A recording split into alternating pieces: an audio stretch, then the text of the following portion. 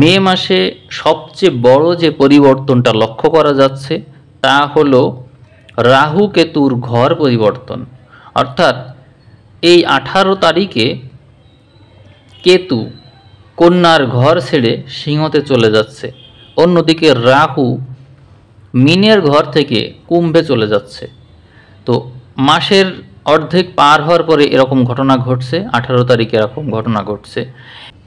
সাধারণত কেতু চন্দ্রের ঘরে বা চন্দ্রের সাথে যুক্ত থাকলে জাতক জাতিকাদের মধ্যে নানা রকম টেনশন, চিন্তা বা আধ্যাত্মিক যে বিষয়, সেখানে দেখা যায় যে মানুষ যে বাস্তববাদী চিন্তা ভাবনা সেটা করতে পারে না ঠিক মতো।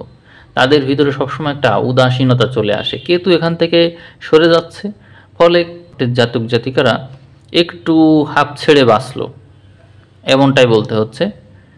এরপরে একটা মেজর পরিবর্তন লক্ষ্য করা যাচ্ছে রাহুর ক্ষেত্রে। রাহু মিন থেকে কুম্ভতে চলে আসছে ওই একই দিনে। ফলে ষষ্ঠ ঘরের রাহুর প্রবেশ জাতক জাতিকাদের যে সংগ্রাম করার মানসিকতা, যে মনোবল, তা অবশ্যই বৃদ্ধি করবে।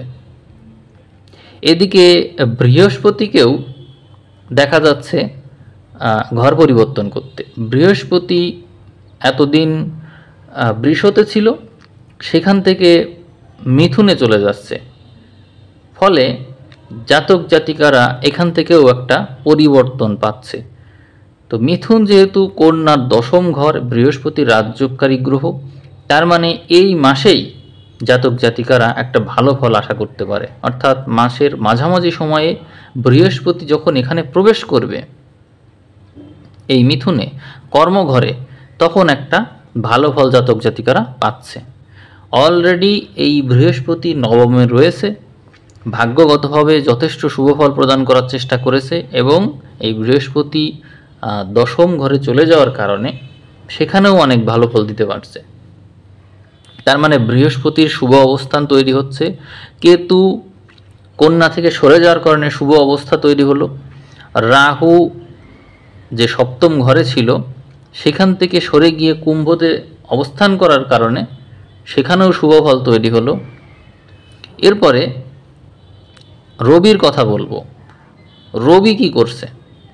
আমরা দেখতে পাচ্ছি রবি মাসের যে প্রথম 15 দিন এই সময় অষ্টম অবস্থান করছে তুঙ্গি হয়ে, ব্যয় নিয়ন্ত্রণ করা সহজ হবে।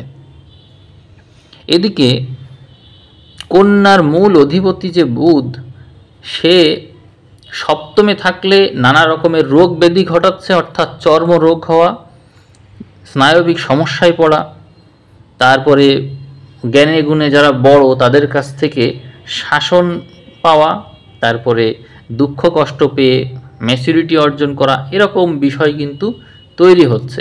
জাতক জাতিকাদের যে স্নায়বিক সমস্যা তা কিন্তু কোনোভাবেই কমতে যাচ্ছে না, সেটা কিন্তু লাগাতার রয়েইছে। এদিকে রবি এবং বুধ একত্রে যখন থাকছে, মাসের 10 তারিখের দিকে আমরা খেয়াল করলে দেখতে পাচ্ছি রবি বুধ একটু একত্র হয়েছে কিছু সময়ের জন্য। এই ক্ষেত্রেও কিন্তু শুভফল খুব বেশি পাওয়া যাচ্ছে না। সেক্ষেত্রে বিপদে পড়ে জ্ঞান লাভ, কারণ ঘরটা তো অষ্টম ঘর, রবি বুধ একত্রে থাকলে ভালো ফল দেয়, ঠিক আছে, কিন্তু অষ্টম ঘর তো, এই জন্য এখানে ভালো ফল পাওয়া যাচ্ছে না। শুক্র এবং শনি তাদেরকে কিন্তু পুরোটা মাস ধরেই মিনে দেখতে পাওয়া যাবে। এখন শনি তো এই কন্যার জন্য পঞ্চমপতি এবং ষষ্ঠপতি, অর্থাৎ ভালো মন্দ উভয় ঘরের অধিপতি, আছে নিজের নক্ষত্রে, আবার আছে শুক্রের সাথে। তার মানে জাতক জাতিকারা এমনিতেই সংসার জীবনে যে বিপরীত লিঙ্গের মানুষ তাদের সঙ্গ ঠিকমতো পায় না। এক্ষেত্রেও এই মে মাসে এইরকম সঙ্গ থেকে কোনো প্রকার তৃপ্তি বা সন্তুষ্টি লাভের বিশেষ সম্ভাবনা দেখা যাচ্ছে না, বরং সেখানে আরও দূরত্ব বৃদ্ধিরই সম্ভাবনা দেখা যাচ্ছে। অর্থাৎ সপ্তমে শুক্র শনির অবস্থান জাতক জাতিকাদেরকে বৈবাহিক জীবনে সুখী করবে না, বাস্তবতার সাপেক্ষে সুখী করবে না, কিন্তু আধ্যাত্মিকতার সাপেক্ষে সফল করবে, এটা বলা যায়। জাতক জাতিকারা এই মাসে ভাষাগত যে ত্রুটি সেটি লক্ষ্য করবে। তাদের ভাষাতে নানা রকম ভুল ভ্রান্তি হবে, বলতে চাইনি কিন্তু বলে ফেলেছে, অর্থাৎ ছোট মুখে বড় কথা বলে ফেলা, এমনটা ঘটতে দেখা যাবে। এই মাসে তাদের ব্যয় হ্রাস করার জন্য চেষ্টা থাকবে। এই মাসে তারা সম্পদ নিয়ে বেশ প্রভাবিত হবে এবং জীবনসঙ্গীর সাথে সম্পদ নিয়ে একটু কথা কাটাকাটি হওয়া, এইগুলোর সম্ভাবনা রয়েছে। এছাড়াও প্রচেষ্টার ক্ষেত্রে দেখা যাচ্ছে মঙ্গল যথেষ্ট হেল্প করছে। আয়ের ক্ষেত্রে জাতক জাতিকারা প্রচেষ্টা করবে যথেষ্ট। জাতক জাতিকাদের ভাই বোন থেকেও যথেষ্ট সহায়তা মিলবে। এবং যদি গৃহসুখের কথা বলি, তাহলে এই মাসে গৃহসুখ বৃদ্ধি পাবে। মাসের যদি পরবর্তী অর্ধেকে আমরা চলে যাই, প্রথম দিকে তো ভালো আছেই, পরবর্তী অর্ধেকে আমরা যদি যাই, অর্থাৎ 15 তারিখের পর থেকে গৃহসুখ আরও বেশি বৃদ্ধি পেতে দেখা যাচ্ছে। যদি জমি জমা সংক্রান্ত কোনো বিষয় থেকে থাকে, যে বিক্রি করতে চান বা জমি জমা কিনতে চান, সেক্ষেত্রে আপনারা এই বিষয়ে স্টেপ নিতে পারেন, এটি আপনাদের জন্য শুভ হবে। এছাড়াও মায়ের স্বাস্থ্যও ভালোর দিকে যাবে। জাতক জাতিকারা যারা প্রেম করতে চায় বা প্রেমের ভাগ্য নিয়ে জানতে চাই, তাদেরকে বলবো প্রেম থেকে বিবাহ এটি হওয়ার সম্ভাবনা রয়েছে, তবে তা একটু ধীর গতিতে এগোতে থাকবে, যার কারণে বিয়েতে গড়িমসি হচ্ছে, বারবার টাইম পিছাচ্ছে, এই বিষয়ক একটা অস্থিরতা কাজ করতে পারে, কিন্তু ধৈর্য ধরাই ভালো হবে। প্রেমের বিবাহ পরিণতির দিকে যাবে। এই মাসে ব্রেকআপের সম্ভাবনাও যথেষ্ট। শুক্র শনি করতে থাকার কারণে যে সম্পর্ক চিন্তাভাবনায় মিলবে না, সেগুলো অতি দ্রুত ব্রেকআপ হয়ে যাবে। এ মাসে সন্তানদের যে শরীর স্বাস্থ্য, সেই শরীর স্বাস্থ্য নানানভাবে প্রভাবিত হবে, অর্থাৎ তাদের সর্দি কাশি সংক্রান্ত সমস্যা এগুলো বৃদ্ধি পেতে দেখা যাবে। এরপরে বুদ্ধিমত্তার বিষয়ে বলবো। জাতক জাতিকারা এই মাসে বুদ্ধিমত্তা সংক্রান্ত বিষয়ে খুব বেশি ভালো করতে পারবে না, ভুল ভ্রান্তির পরিমাণটা বাড়বে। ভুলের পরিমাণ বৃদ্ধির কারণে পরবর্তীতে সেটি আবার টেনশনের কারণ হবে। এই মাসে রোগ ব্যাধি যা হবে তা যৌন সংক্রান্ত বিষয়কেই নির্দেশ করবে বেশিরভাগই, অর্থাৎ যৌন সংক্রান্ত রোগ ব্যাধিটাই হওয়ার সম্ভাবনাটা বেশি থাকছে। এই মাসে যাদের শত্রু আছে, সেই শত্রুরা বিপরীত লিঙ্গের মানুষ, অর্থাৎ আপনার যে জীবনসঙ্গী তাকেই বেশি ক্ষতিগ্রস্ত করার চেষ্টা করবে আপনার শত্রুরা। আপনার যদি বিজনেস থেকে থাকে, তাহলে বিজনেসের যে পার্টনার থাকবে সে শত্রু দ্বারা প্রভাবিত হয়ে আপনারও ক্ষতি করতে পারে, নিজেরও ক্ষতি করতে পারে, এই সম্ভাবনা থাকছে। এই মাসে বিবাহের সম্ভাবনা রয়েছে, কিন্তু সেই বিবাহ হতে একটু টাইম লাগবে, নানা রকম বাধাবিঘ্ন আসবে, এই ধরনের বিষয়টা অনেকটাই নিশ্চিত। যদি কারো জন্মছকে বিবাহের ঘরে সমস্যা থেকে থাকে, তাহলে এই বিবাহ হতে তার আরও সমস্যা হবে, বিবাহ না হওয়ার সম্ভাবনা রয়েছে। আর যার সপ্তম ঘরে ভালো অবস্থা রয়েছে তার বিবাহ হবে। পার্টনারশিপ তার মানে এই সময়ে প্রভাবিত হচ্ছে, অর্থাৎ পার্টনারশিপ ভালো হবে না মন্দ হবে তা ডিপেন্ড করছে আপনার জন্মছক কেমন আছে তার উপর। আপনাদের ভাগ্য ভালো আছে, যদি আপনারা ভাগ্য বলকে ব্যবহার করে উচ্চশিক্ষা লাভ করতে চান বা লটারি কাটতে চান, সেটি আপনাদের জন্য শুভ আছে। এই সময়ে যারা বিদেশ গমন করতে চাই, তাদের এই বিদেশ ভাগ্য অত্যধিক শুভ হয়ে যাচ্ছে। মাসের শেষ ভাগে বা মাসের মাঝামাঝি সময় থেকেই শেষ ভাগের দিকে আরও বেশি এটি শুভ হয়ে যাচ্ছে। এই সময়ে পিতার ভাগ্যও আগের চাইতে ভালো হবে, তবে রবির প্রবেশের কারণে পিতার ভাগ্যে দেখা যাবে যে ব্যবসায়িক যে উন্নতি বা ব্যবসা ক্ষেত্রে অধিক মুনাফা করা, এরকম সম্ভাবনাটা বেড়ে যাবে। কর্মক্ষেত্রের বিষয়ে বলবো, যারা কর্মক্ষেত্রে ভালো করতে পারছে না, তাদের মাসের মাঝামাঝি সময় থেকে কর্মক্ষেত্রে যথেষ্ট উন্নতি দেখা যাবে। এই মাসে আপনারা ব্যয় বা ভ্রমণ এই সংক্রান্ত বিষয়ে অধিক সময় দেবেন, এবং ব্যয়ের ক্ষেত্রে আপনাদের ব্যয়টা এমনভাবে হবে যেখানে এই ব্যয়ই আপনাদের দুশ্চিন্তার কারণ হয়ে দাঁড়াবে।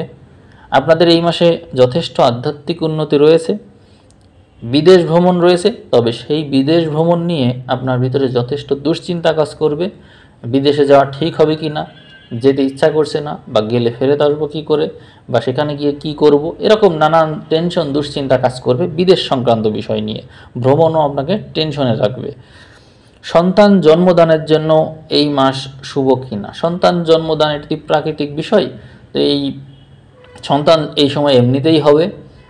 তবুও আপনারা ব্যাকআপ রাখবেন, অর্থাৎ যাদের নর্মাল ডেলিভারি তারাও ব্যাকআপ রাখবেন, ডাক্তারের পরামর্শ নিয়ে ব্যাকআপ রেখে তারপরে সন্তান জন্মদান করার চেষ্টা করবেন, সেটিই ভালো। কারণ সপ্তম ঘরে শনি, শুক্র, রাহু তাদের যে সংযোগ রয়েছে এটি নানা রকমের জটিলতা সৃষ্টি করে, এই কারণে এই কথা বলা। এবং অনেক ক্ষেত্রেই রক্তের প্রয়োজন হয়, কারণ মঙ্গল শনির নক্ষত্রে আছে, নিচস্থ হয়ে আছে, কিন্তু একাদশে আছে, এই কারণেই বললাম। এই সময়ে গর্ভ ধারণ করা ঠিক হবে কি না? না, এই সময় গর্ভধারণ করা ঠিক হবে না। যতক্ষণ শুক্র এবং শনি এবং রাহু একত্রে আছে ততক্ষণ পর্যন্ত ঠিক হবে না। এই মে মাস সন্তান নেওয়ার জন্য একদমই উপযুক্ত সময় না। এরপরে প্রমোশন বিষয়ে কথা বলবো। যারা প্রমোশন নিয়ে ভাবছেন যে প্রমোশন হবে কি না, তাদের প্রমোশনে সমস্যা রয়েছে, একটু জটিলতা রয়েছে, ত্বরান্বিত হতে সময় লাগবে বা কাজ আটকে থাকবে, এরকম সম্ভাবনাই দেখছি। গৃহিণীরা এবং বয়স্করা তাদের বিষয়ে জানতে চাই, এই জন্য বলবো তাদের বিষয়ে কিছু কথা। গৃহের ঘরে মাসের মাঝামাঝি সময় থেকে বৃহস্পতির দৃষ্টি আসছে এবং বৃহস্পতিই ওই ঘরের অধিপতি, যার কারণে এই সময়ে গৃহ সুখ অবশ্যই বৃদ্ধি পাবে। এদিকে বয়স্করা তাদের যে যৌবন, সেই যৌবনের প্রতি একটু আগ্রহী হবে, অর্থাৎ বয়স্ক মানুষ তো সাধারণত হাড় সংক্রান্ত সমস্যায় ভোগে, ক্যালসিয়ামের অভাবে, নানান কিছুর ঘাটতিতে ভোগে, কিন্তু শুক্র এবং রাহু যুক্ত থাকার কারণে তাদের মধ্যে একটু যৌবনের যে একটা ভাব সেটা আসবে এবং এটিকে তারা ব্যবহার করে আরও বেশি সুস্বাস্থ্য অর্জন করে নিতে পারে। এটি একটা শুভভাব। এতদিন রবি শনি একত্রে ছিল, যার কারণে একটা সমস্যা হয়েছে, শারীরিক সমস্যা হয়েছে, কিন্তু এর প্রবণতা কিন্তু আস্তে আস্তে কেটে যেতে দেখা যাবে। এক্ষেত্রে বয়স্কদের একটা বিষয় সাবধান থাকতে হবে, তা হলো বুকের সমস্যা এবং গলার সমস্যা। সাধারণত শনি, শুক্র, রাহু এর একত্রে থাকলে বায়ু সংক্রান্ত সমস্যাটা প্রবল হয়। সেই ক্ষেত্রে কফ এবং কাশি, এই দুটি বিষয়ের মাত্রাই এখানে আমি বেশি দেখতে পাচ্ছি। তো আমি বেশ সময় নিয়ে কথা বললাম।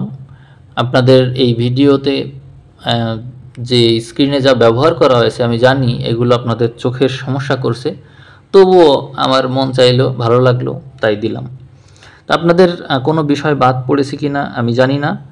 তা আপনাদের তারপর একটা বিষয় আমার মনে হলো, অনেকেই জানতে চাই যে মামলা মোকদ্দমার বিষয় নিয়ে।